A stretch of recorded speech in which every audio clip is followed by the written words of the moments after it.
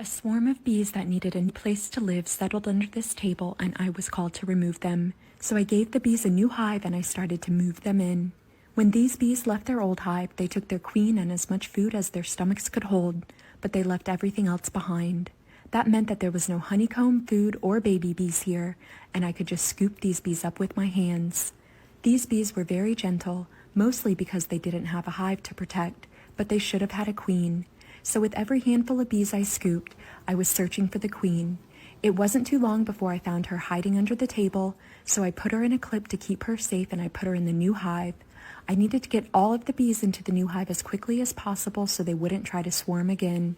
So I just kept scooping handful after handful of bees into the hive. But there were still a lot of bees on the picnic table who didn't seem to know where to go. So I gave them a little bit of smoke to help them move along. The smoke does not harm the bees, they just move away from it like we do. So I used my smoker to herd the colony into the new hive.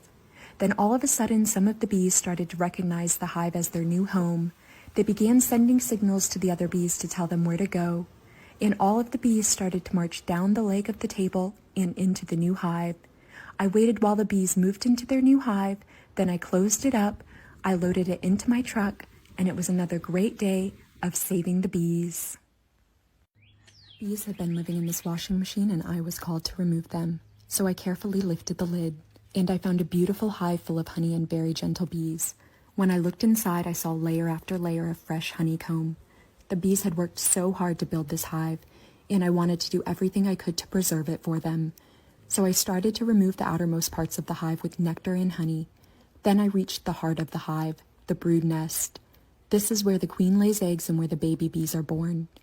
Everything that I removed from the washing machine would be given right back to the bees in their new hive, but these pieces of comb were pretty big, so I had to cut them in half to fit into the wooden frames of the new hive. I secured each piece of comb to a frame using rubber bands, then I put the comb into the new hive. Next, I started scooping bees out of the washing machine and putting them into the new hive. As a professional beekeeper, the most important part of my job is being able to understand bee behavior, and I could tell that these bees felt comfortable with me as we worked together. After most of the comb had been removed from the washing machine, I looked around and suddenly I saw the queen at the back of the washing machine. She was a strong and beautiful queen, so I put her in a clip to keep her safe and I put her in the new hive. It looked like most of the colony had moved to the outside of the washing machine, so I used my smoker to herd them into the new hive using a little bee bridge I made for them. I scooped a few more handfuls of straggler bees into the new hive. Then I left the new hive there all afternoon. When I returned just before sunset, most of the bees had moved into the new hive.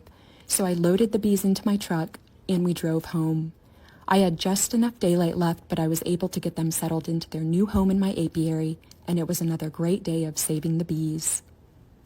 A small swarm of bees had gathered on this tennis court, and I was called to remove them.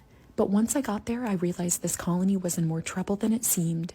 Their queen was dead, and because the bees were so loyal to their queen, they refused to leave her behind. They were still trying to attend to her and take care of her little bee body. So I put the queen's body in the new hive. It took the bees a few minutes to realize she had moved, but once they found her, they rushed to her and started to care for her in the new hive. So I waited for all the bees to get into their new hive, but since this colony was so small already, they needed more than a new queen to survive.